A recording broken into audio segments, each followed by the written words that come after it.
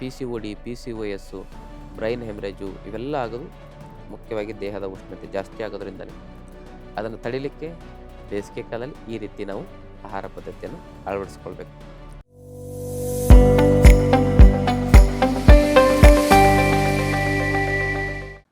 ಶ್ರೀ ಗುರು ಬಸವಲಿಂಗಾಯ ನಮಃ. ಓಂ ನಮಃ ಶಿವಾಯ. ಸರ್ವರಿಗೂ ಭಕ್ತಿಯ ಶರಣಾರ್ಥಿ.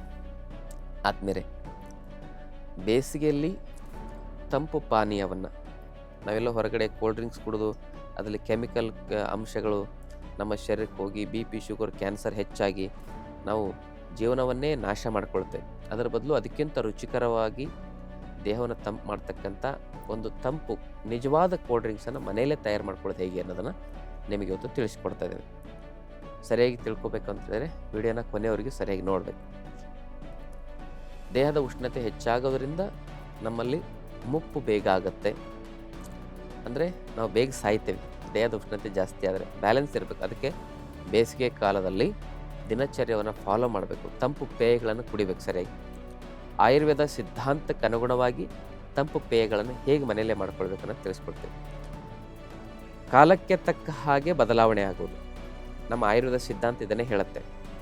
ಕಾಲಕ್ಕೆ ತಕ್ಕ ಹಾಗೆ ಬದಲಾವಣೆ ಆಗಿಲ್ಲ ಅಂದರೆ, ಋತುಚರ್ಯವನ್ನು ಫಾಲೋ ಮಾಡಲಿಲ್ಲ ಅಂದರೆ ಕಾಯಿಲೆಗಳು ಬರೋದು, ಅಸಾಧ್ಯ ಕಾಯಿಲೆಗಳು ಮತ್ತು ಕಷ್ಟ ಸಾಧ್ಯ ಕಾಯಿಲೆಗಳು ಬರೋದು ಗ್ಯಾರಂಟಿ. ಅದಕ್ಕೆ ನಾವು ಏನು ತಪ್ಪು ಮಾಡಬಾರ್ದು ಅಂದರೆ, ಬೇಸಿಗೆ ಕಾಲದಲ್ಲಿ ಪಿತ್ತವನ್ನು ಹೆಚ್ಚಿಗೆ ಮಾಡತಕ್ಕಂಥ ಉಷ್ಣವೀರ್ಯ ಸ್ವಭಾವವನ್ನು ಹೊಂದಿರತಕ್ಕಂಥ ಕಾಳುಮೆಣಸಾಗಿರ್ಬೋದು, ಹೆಚ್ಚು ಮಸಾಲೆ ಆಗಿರ್ಬೋದು, ಕರೆದಿರ್ತಕ್ಕಂಥ ಪದಾರ್ಥ ಆಗಿರ್ಬೋದು, ಖಾರ ಆಗಿರ್ಬೋದು, ಇವನ್ನೆಲ್ಲ ಬಿಡಬೇಕು. ತಂಪು ಪ್ರಧಾನವಾಗಿರ್ತಕ್ಕಂಥ ಆಹಾರವನ್ನು ಸೇವನೆ ಮಾಡಬೇಕು. ಶೀತವೀರ್ಯ ಗುಣಧರ್ಮ ಅಂತ ಹೇಳ್ತಾರೆ. ಆ ಪೇಯಗಳನ್ನು ಮನೆಯಲ್ಲಿ ದೇಹದ ಉಷ್ಣತೆಯನ್ನು ಔಷಧಿ ರೂಪದಲ್ಲಿ ನಾವು ಕಮ್ಮಿ ಔಷಧಿಯಕ್ಕಿಂತ ಹೆಚ್ಚು ಎಫೆಕ್ಟಿವ್ ಆಗಿ ಕಮ್ಮಿ ಮಾಡ್ಕೊಳ್ತಕ್ಕಂಥ ಹೆಲ್ದಿ ಡ್ರಿಂಕ್ಸ್ಗಳನ್ನು ಮನೇಲಿ ಹೇಗೆ ಮಾಡ್ಕೊಳ್ಳೋದನ್ನು ಈಗ ನೋಡೋಣ. ಎಳೆನೀರು. ಒಂದು ಎಳೆನೀರಿಗೆ 2 ಚಮಚ ನೆನೆಸಿರ್ತಕ್ಕಂಥ ಈ ಚಿಯಾ ಸೀಡ್ಸನ್ನು ಹಾಕಿ ನೀವು ಮಿಶ್ರಣ ಮಾಡಿ ಕುಡಿಯೋದ್ರಿಂದ ದೇಹ ತುಂಬ ತಂಪಾಗಿರುತ್ತೆ. ಇದು 1ನೇ ಮನೆಮದ್ದು.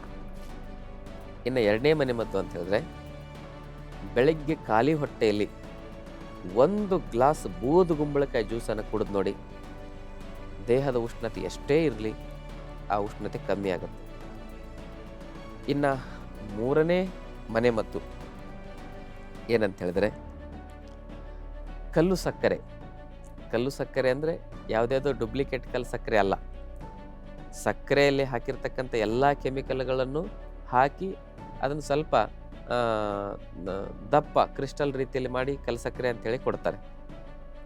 ಅದಲ್ಲ ಕಲ್ಲು ಸಕ್ಕರೆ ಅಂದರೆ.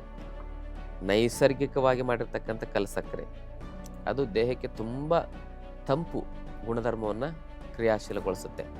ಅಂಥ ಒರಿಜಿನಲ್ ಕಲ್ಲು ಸಕ್ಕರೆ ಬೇಕಂದರೆ 100% ಪ್ರಾಮಾಣಿಕವಾಗಿ ನಾವು ನಿಮಗೆ ನಮ್ಮ ಆಶ್ರಮದಿಂದ ತಲುಪಿಸ್ತೇವೆ. ಒರಿಜಿನಲ್ ಕಲ್ಲು ಸಕ್ಕರೆ ಸಿಗುತ್ತೆ. ನಿಮಗೆ ಬೇಕಂದರೆ ಕೆಳಗಡೆ ನಂಬರ್ ಬರ್ತಾಯಿದೆ, ಫೋನ್ ಮಾಡಿ ನೀವು ಕಲ್ಲು ಸಕ್ಕರೆಯನ್ನು ತರಿಸ್ಕೊಳ್ಳಿ. ಕಲ್ಲು ಸಕ್ಕರೆ ಪಿತ್ತಶಾಮಕ. ಅದರ ಹೆಸರೇ ಶೀತ ಅಂತ ಇದೆ. ಶೀತ ಅಂದರೆ ತಂಪು ಕಾರಕವಾಗಿರ್ತಕ್ಕಂಥದ್ದು. ಆಯುರ್ವೇದದಲ್ಲಿ ಕಲ್ಲು ಸಕ್ಕರೆ ಬಗ್ಗೆ ತುಂಬ ಉಲ್ಲೇಖ ಇದೆ. ಆ ಒಂದು ತುಂಬ ಒಳ್ಳೆಯದು ಅಂಥೇಳಿ ಕ್ವಿಂಟಲ್ಗಟ್ಟಲೆ ತಿನ್ನೋದಲ್ಲ. ಒಂದು ಬಾರಿ ತಿಂದರೆ 10ರಿಂದ 20 ಗ್ರಾಮ್ನಷ್ಟು ಕಲ್ಲು ಸಕ್ಕರೆನ ತಿನ್ನಬಹುದು. ಆ ಕಲ್ಲು ಸಕ್ಕರೆ ಒಂದು 10-20 ಗ್ರಾಮು ಅದನ್ನೇನು ಮಾಡಬೇಕಂತ ಹೇಳಿದ್ರೆ, ಎಳೆನೀರಿನಲ್ಲಿ ಹಾಕಿಡಬೇಕು. ಎಳ್ನೀರನ್ನು ಏನು ಮಾಡಬೇಕು, ಮೇಲಿಂದ ಸ್ವಲ್ಪ ಪದರು ತೆಗೆದು ಅದರ ಒಳಗಡೆ ಎಳ್ನೀರೊಳಗಡೆ ಕಲ್ಲು ಸಕ್ಕರೆ ಹಾಕಿ ರಾತ್ರಿ ಹಾಗೆ ಇಟ್ಬಿಡಿ. ಅದನ್ನು ಪೂರ್ತಿ ರಾತ್ರಿ ಎಲ್ಲ ಕಲ್ಲು ಸಕ್ಕರೆ ಅಂಶ ಆ ಎಳ್ನೀರಿನಲ್ಲಿ ಬೆರೀತದೆ. ಬೆಳಗ್ಗೆ ಎದ್ದು ಅದನ್ನು ಕುಡಿದು ನೋಡಿ, ಅದ್ಭುತವಾಗಿ ದೇಹ ತಂಪಾಗುತ್ತೆ. ಈ ರೀತಿ ಕಲ್ಲು ಸಕ್ಕರೆ ಪ್ರಯೋಗ ಮಾಡ್ಬೋದು. ಇನ್ನು 2ನೇದು, ಈ 1 ಗ್ಲಾಸು ನೀರು, ಅದರಲ್ಲಿ 1 ಚಮಚ ಚಿಯಾ ಬೀಜಗಳು ಮತ್ತು 1 ತುಂಡು ಕಲ್ಲು ಸಕ್ಕರೆ 10ರಿಂದ 20 ಗ್ರಾಮ್. ಇದನ್ನು ರಾತ್ರಿ ನೆನೆಸಿ ಬೆಳಗ್ಗೆ ಎದ್ದು ಕುಡೀರಿ. ಅದ್ಭುತವಾಗಿ ದೇಹ ತಂಪಾಗುತ್ತೆ. ಮತ್ತೊಂದು ಮನೆಮದ್ದು ಅಂತ ಹೇಳಿದ್ರೆ, ಈ ನಿರಂಜನ ಫಲ ಅಂತ ಸಿಗುತ್ತೆ. ನಿರಂಜನ ಫಲ ತಂಪು ಕಾರಕವಾದ ಅದ್ಭುತವಾಗಿರ್ತಕ್ಕಂಥ ಒಂದು ಭೂಲೋಕದ ಸಂಜೀವಿನಿ ಇದು. ಒಂದು 4ರಿಂದ 5 ನಿರಂಜನ ಫಲದ ಬೀಜವನ್ನು ಏನು ಮಾಡಬೇಕು, ನೀರಿಗೆ ಹಾಕಿ ನೆನೆಸಬೇಕು. ಒಂದು 8-10ವರೆಗೂ ಸೇವನೆ ಮಾಡಬಹುದು. ಅದರಲ್ಲಿ ಒಂದು ತುಂಡು ಕಲಸಕ್ಕರೆಯನ್ನು ಬೆರೆಸಿ ರಾತ್ರಿ ನೆನೆಸಿ ಬೆಳಗ್ಗೆದ್ದು ಆ ಬೀಜವನ್ನು ಕಿವುಚಿ ಆ ನಿರಂಜನ ಫಲದ ಆ ಪಾಯಸವನ್ನು, ಆ ಒಂದು ಪೇಯವನ್ನು, ಪಾಯಸ ಥರನೇ ಇರ್ತದೆ, ಕುದಿಸಿರೋದಿಲ್ಲ ಅಷ್ಟೇ, ಅದನ್ನು ಬೆಳಗ್ಗೆ ನೀವು ಆ ಒಂದು ಜ್ಯೂಸನ್ನು ಕುಡಿಯೋದ್ರಿಂದ ಅದ್ಭುತವಾಗಿ ದೇಹ ತಂಪಾಗುತ್ತೆ. ಇವಿಷ್ಟು ದೇಹವನ್ನು ನ್ಯಾಚುರಲ್ ಆಗಿ ತಂಪು ಮಾಡಿಕೊಳ್ಳತಕ್ಕಂಥ ಹೋಮ್ ರೆಮಿಡಿ.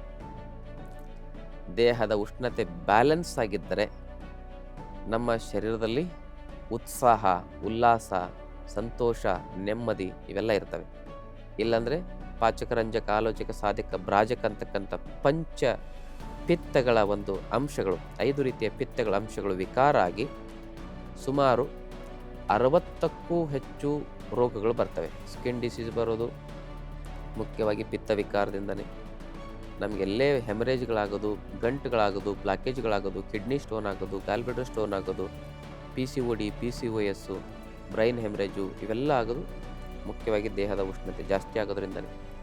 ಅದನ್ನು ತಡಿಲಿಕ್ಕೆ ಬೇಸಿಗೆ ಕಾಲದಲ್ಲಿ ಈ ರೀತಿ ನಾವು ಆಹಾರ ಪದ್ಧತಿಯನ್ನು ಅಳವಡಿಸ್ಕೊಳ್ಬೇಕು.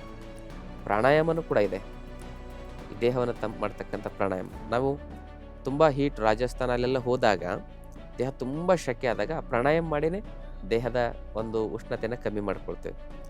ಆ ಪ್ರಾಣಾಯಾಮದ ಬಗ್ಗೆ ತಿಳ್ಕೊಳ್ಳೋ ಆಸಕ್ತಿ ಇದ್ದರೆ ಕಮೆಂಟ್ ಮೂಲಕ ತಿಳಿಸಿ, ನಾವು ನೆಕ್ಸ್ಟ್ ವಿಡಿಯೋದಲ್ಲಿ ಪ್ರಾಣಾಯಾಮನ ತಿಳಿಸ್ಕೊಡ್ತೇವೆ. ತಮ್ಮೆಲ್ಲರಿಗೂ ಶರಣು. ಲೇಟೆಸ್ಟ್ ಹಾಗೂ ಇಂಟ್ರೆಸ್ಟಿಂಗ್ ಸುದ್ದಿಗಳಿಗಾಗಿ ಬಾಸ್ ಟಿವಿ ಕನ್ನಡ ಚಾನೆಲ್ನ ಸಬ್ಸ್ಕ್ರೈಬ್ ಮಾಡಿ, ಹಾಗೆಯೇ ಬೆಲ್ ಐಕಾನ್ ಪ್ರೆಸ್ ಮಾಡಿ.